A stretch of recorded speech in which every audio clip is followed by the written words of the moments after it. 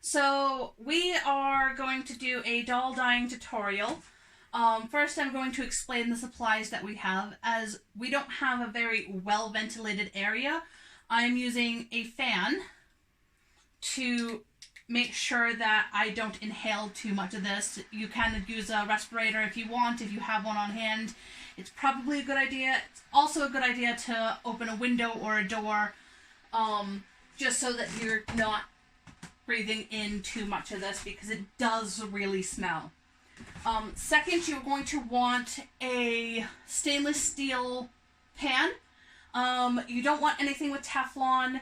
That does say it on the instructions of the dye, but you want to make sure you have one big enough that you will be able to submerge the dolls in. I usually fill it about halfway full with water, and then you don't want it to boil. You want it to be just a nice consistent heat while you're dyeing the doll. Second, I'm going to be using the Idye Poly, which I think the resin takes a lot better than any of the Rit dye I've ever tried. So what we have is, I'm using a variation of red, yellow, and the brown to sort of get a nice skin tone without it being too tan or too red.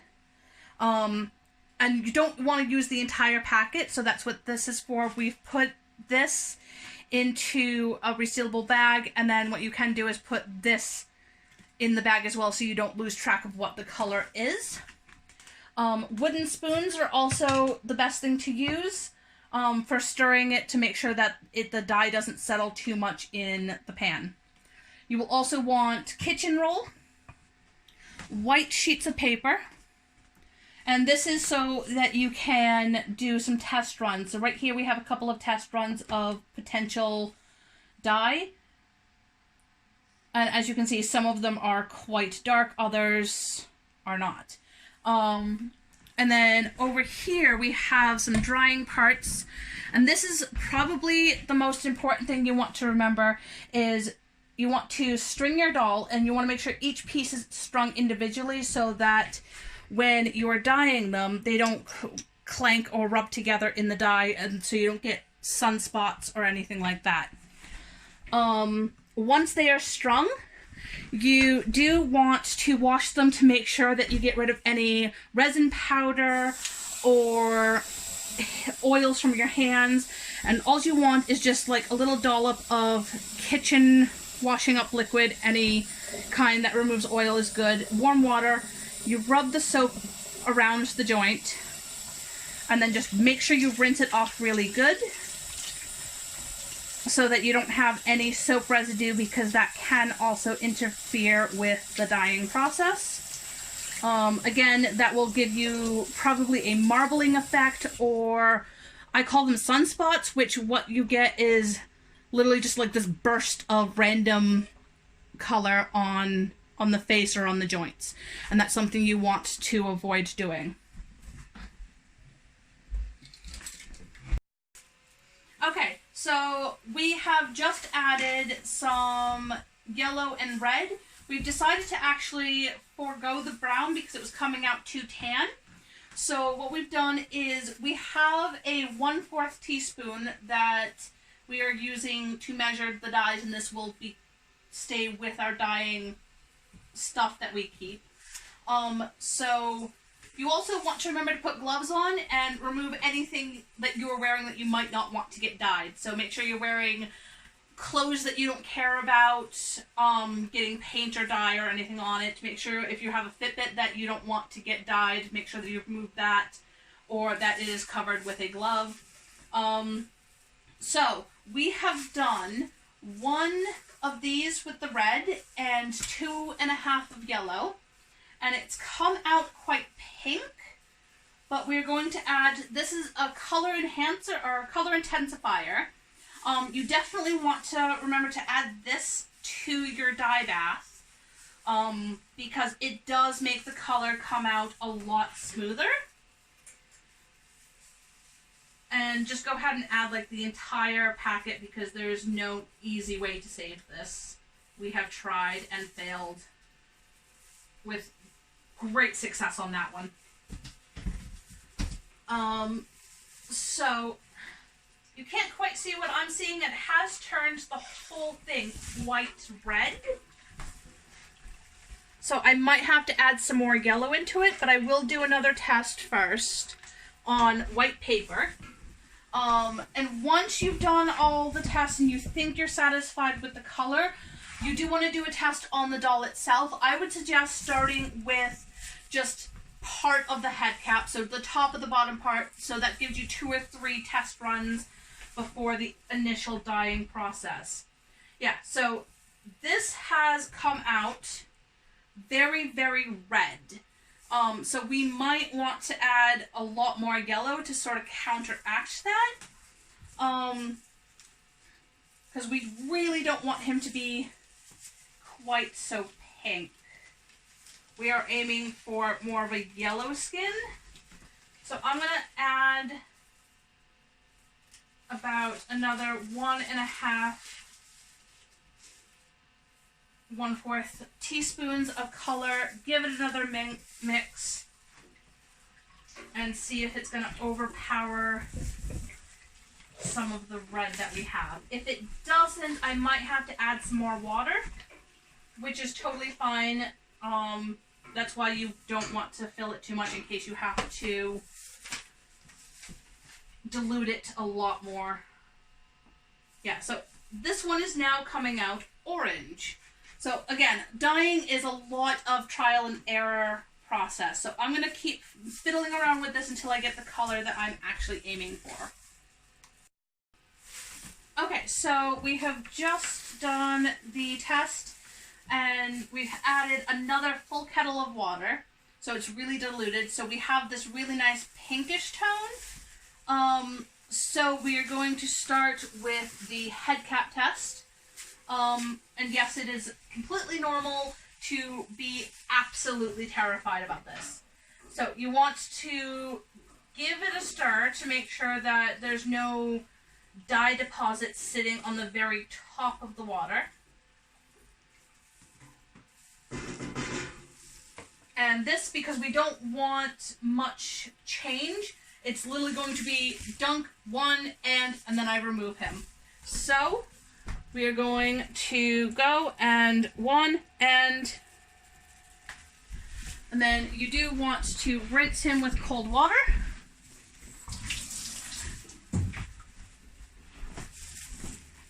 And there we go.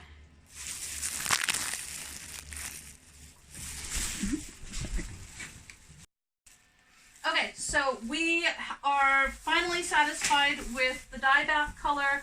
We are starting with a foot. We've done both sides of the head cap just to do a proper test on the resin.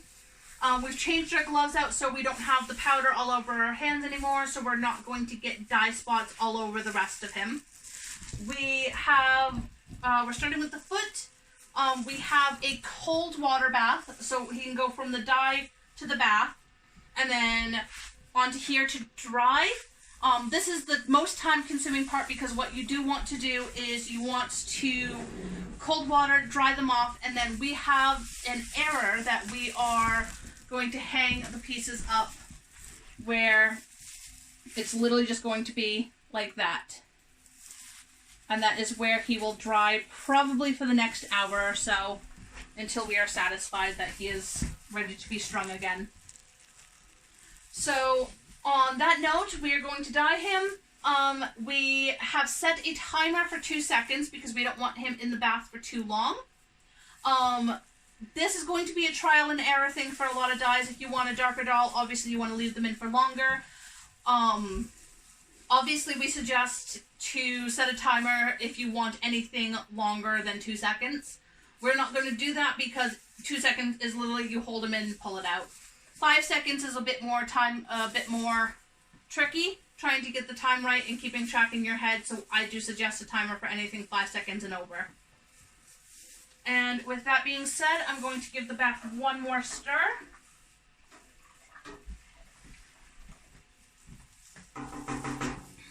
And again, this is a lot easier with help, but it is possible to do on your own.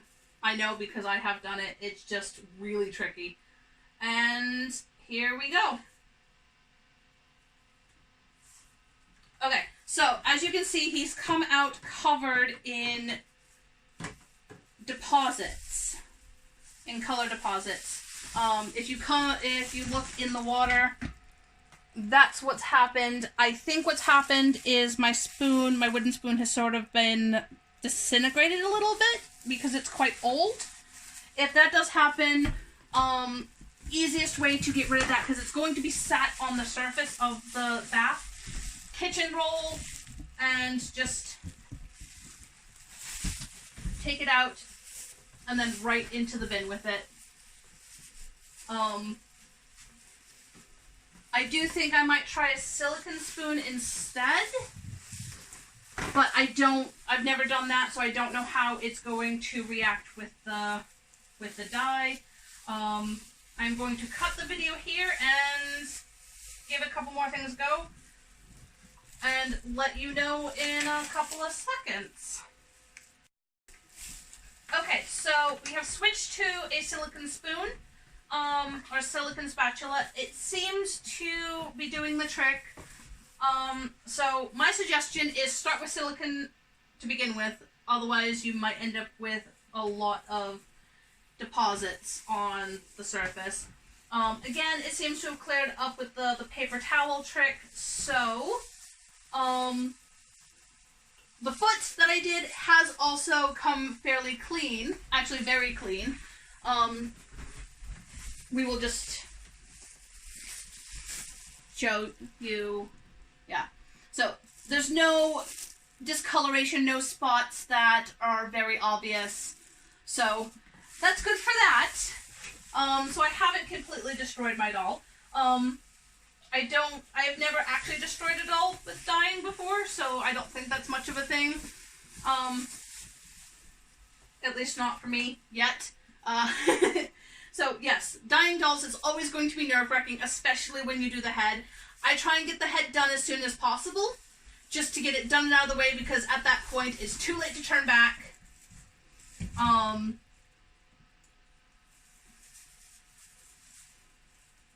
So, and here I go. Ready? And 1 and 2, and I hope I didn't leave it in too long.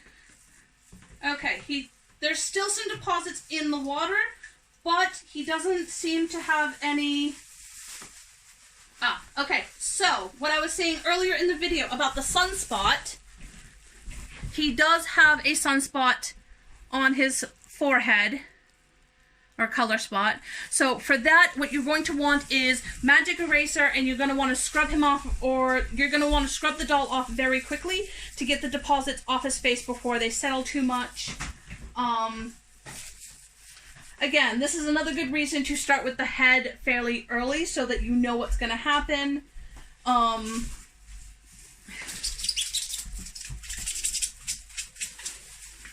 And this is why it is nerve-wracking, but as you can see, it is coming off fairly well. If you need to, rubbing alcohol on the magic eraser will get the rest of it off. But once you do that, the doll head is going to need to be dyed again. I'm not quite sure what causes the sunspot, so if there are others out there who have tried the Idye Poly and have had this happen, I would absolutely love to know why this has happened, so I can prevent it from happening again. But yes, as you can see, the rubbing alcohol has actually taken the fresh dye right off of him, so that is all set. Once that's done, if you've had to do this, you do want to wash the doll head with soap again. Otherwise, the dye is not going to stick to him, or is not going to stick to the doll again until that is done, because it just will leave splotches or run off and just be a horrible mess. So yes, my wife is currently washing his head off, so I will attempt to dye his head again. One thing that might work is if you sort of keep mixing the dye as you dip the head, you might end up with less of a sunspot. Again, I have tried different methods. I always seem to end up with it, so I'm not quite sure what I'm doing, and it hasn't touched the side or the bottom of the pan at all, which is another thing you do want to avoid doing. So I am going to attempt once more after creating a good whirlpool. I'm just going to dunk him and see what happens. Because that is all dyeing is literally potential trial and error, hopefully with better results. Okay, so this time the moving dye does seem to have worked pretty well. What has happened is he basically has natural blushing around the eyes and around the nose now, which I'm okay with, but others might not be, so I would suggest doing the moving dye beforehand. At this point, you do want to sort of match the colors and make sure that they are coming out all right, that they're coming out even. He seems to be okay, so I'm going to continue with his dye bath and show you the results as I get further along.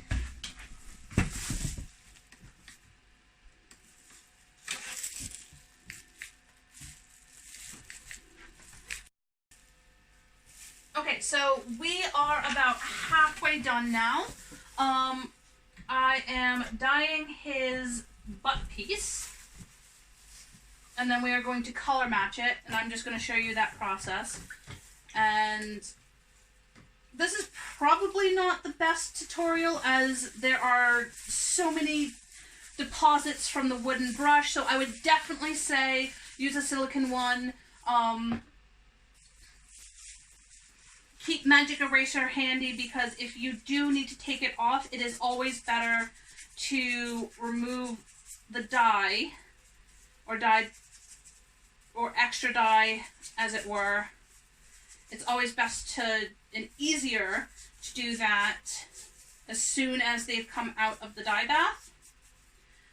The second bit you want to do is, especially with the bits that are going to be connected more closely. So we have his chest up here, we have his stomach, and as you can see, all these pieces are going to flow very nicely into each other. The bottom piece, however, I don't know if the camera's picking it up, it is a very slightly paler color, so that needs to go in for another second or so. And don't be afraid to put it back into the dye bath.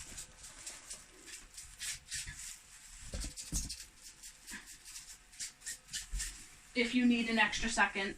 The moving dye does seem to be stopping a lot of the sunspots that I was getting, so I would definitely do that. I am also going to put an entire list of items that we've used in the description. We've also had to change the cold bath out quite a few times just to get rid of the amount of floaties that we're getting. And that is just all come from, I believe, the wooden spoon.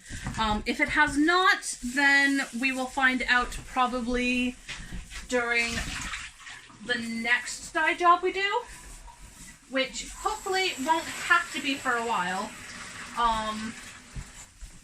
as this doll